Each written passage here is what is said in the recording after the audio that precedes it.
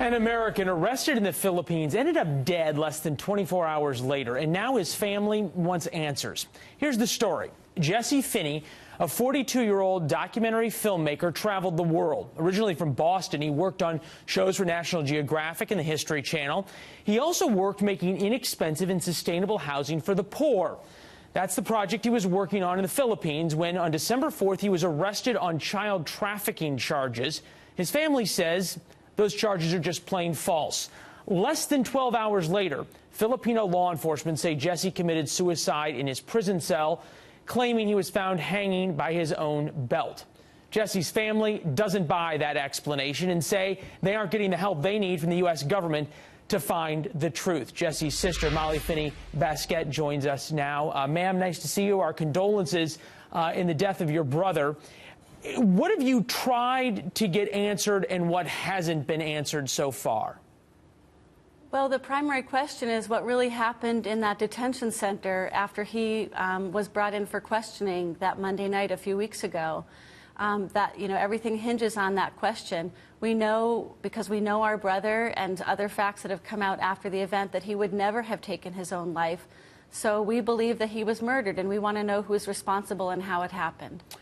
Conceivably, the people who would help push this forward would be Filipino law enforcement. Understandable that they deal with slightly different standards than we do.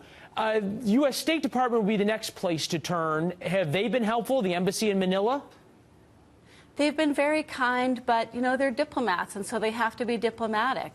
They've told us that their hands are really tied, that they don't have any jurisdiction with Philippine law enforcement.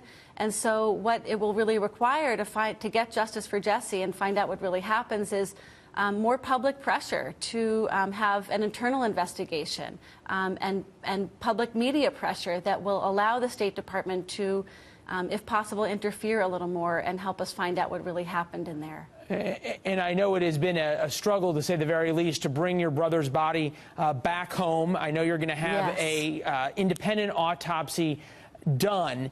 This brings up serious questions, though. I mean, he was arrested for some reason. You say it was trumped up. Give us a sense of what the Philippine law enforcement say is their reasoning and their evidence, and why you don't believe it.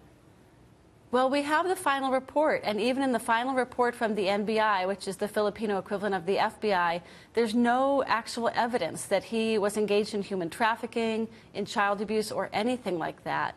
It's true that for about a year now, he's been living there. He moved away from his camera and film work and was moving toward learning how to build sustainable off-grid housing for poor folks. And Jesse loved people from all walks of life, and especially befriended people who were really vulnerable. And he'd befriended this community of kids and parents where he lived, and was helping them out financially, taking them to school sometimes. And I think the optics on that were really bad. Human trafficking is a problem in the Philippines. We think he was fingered by someone he was formerly helping because he looked like he maybe was doing something that he wasn't. They attributed poor motives to him, brought him in for questioning, and thought that he was a bad guy, filled in the blanks themselves, and someone took matters into their own hands. That's what we believe happened. Any evidence beyond the facts that you have laid out here? There's a circumstantial case you make for him not taking his own life, and I understand how difficult of a question this is, but is there any hard facts that say that point to the scenario you put forth other than the circumstantial evidence? Well, I think the most credible evidence we have is the kids themselves. The kids he was helping have been in constant contact with us since his death. They're devastated by his death. They found us based on my maiden name and my sister's maiden name.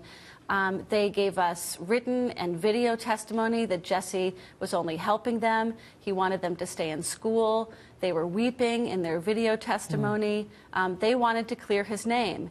And we're close on the heels of our independent autopsy done here in Boston. The initial finding of the forensic pathologist said his death is not 100% consistent with suicide.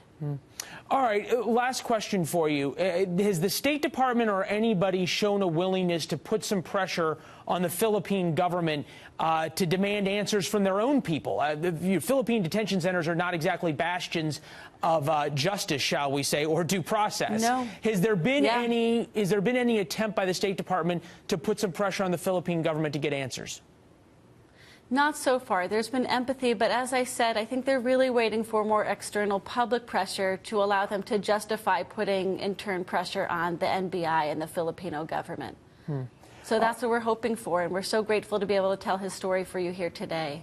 Well, without passing judgment on the case, would say that you're a dedicated and loving sister, and that says a lot about you and about your love for your brother, that you're here talking about him. It's not easy to do. We'll follow this case. We've reached out to the State Department. Obviously, on a holiday weekend, though, you wouldn't necessarily expect to hear back. And we'll wait to hear back from you also on the progress of your investigation. Thank you so much. We are planning an independent investigation.